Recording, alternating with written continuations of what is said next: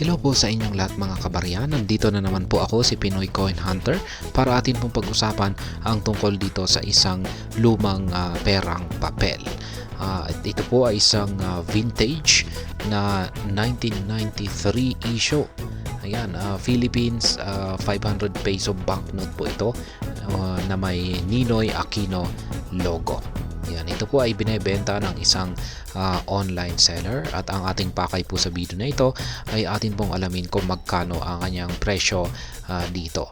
Para kung sakaling kung meron po tayong ganitong lumang perang papel at gusto natin itong ibenta, gusto po natin itong ibenta sa iba, ay magkakaroon po tayo ng at least magiging ideya or basihan sa posibleng presyo nito.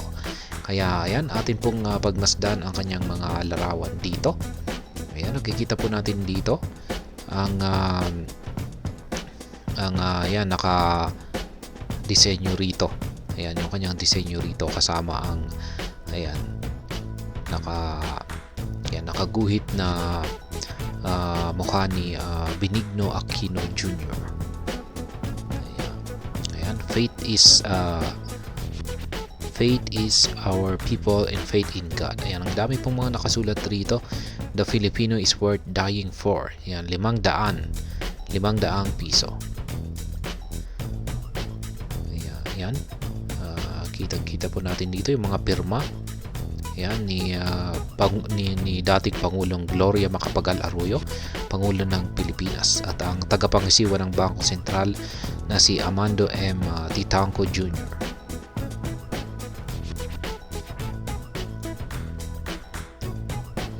Yan po yung kanyang mga kuha. Yan po yung kanyang nasa likod.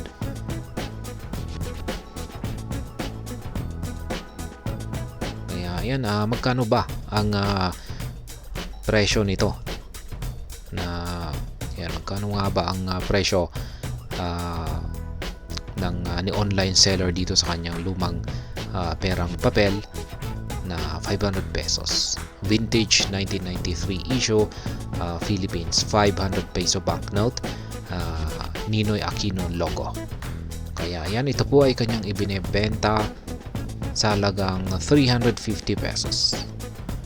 Yan, Philippines 500 peso na banknote na yan, naglalarawan po kay Ninoy Aquino.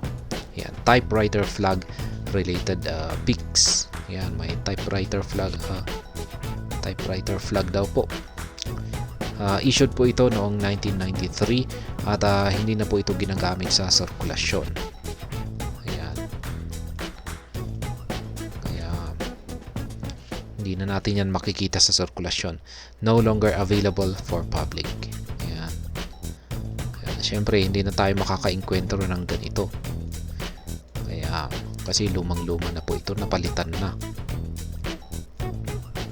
Kaya yan pong muli ang kanyang 500 peso na lumang banknote or lumang perang papel.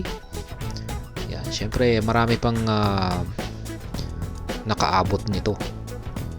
Yan, marami pang mga nakaabot sa 500 peso na ito.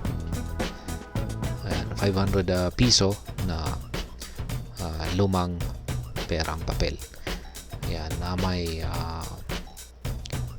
makikita po natin dito si Benigno Aquino Jr.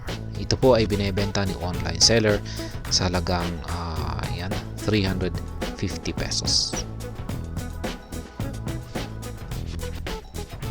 At hanggang dito na lamang po tayo sa video na ito mga kabarya. Sana po ay inyong nagustuhan ang aking paliwanag sa video na ito. Kung inyo po itong nagustuhan, pag-click lamang po ang like button nito. Para naman po sa mga bago lamang dito, kayo po ay aking inaanyayahan para mag-subscribe.